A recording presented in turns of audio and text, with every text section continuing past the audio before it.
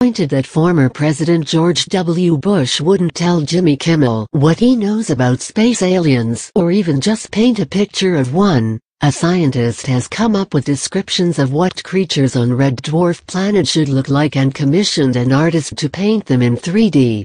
If your money is on big heads, black eyes, skinny bodies and long fingers, better hedge your bets.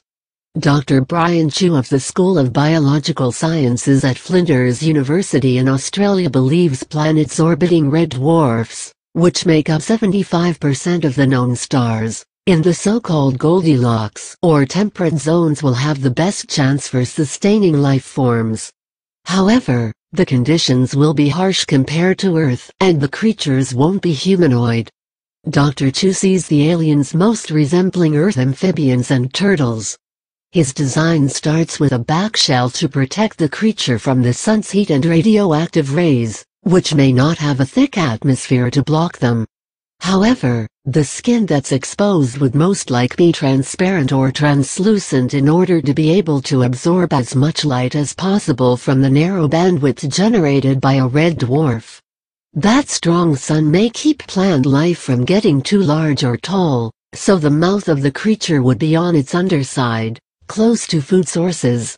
With the food being on or in the ground, the creature would have legs or appendages for scooping and digging.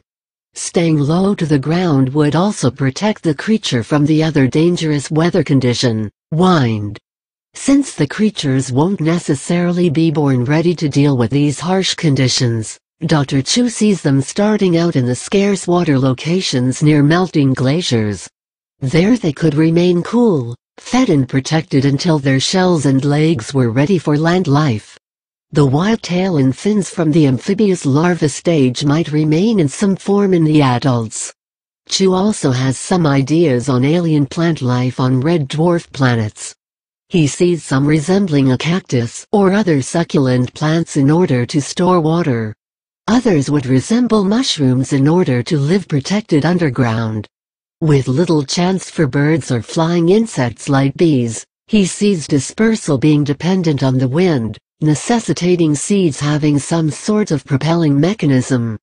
Dr. Chu gave his descriptions to artist Stephen Grice, who came up with the incredible depictions of possible alien flora and fauna. Is this what life looks like on the new planets discovered recently? Until George W. Bush paints some images or the aliens already here take some selfies, it's the best we have to go on.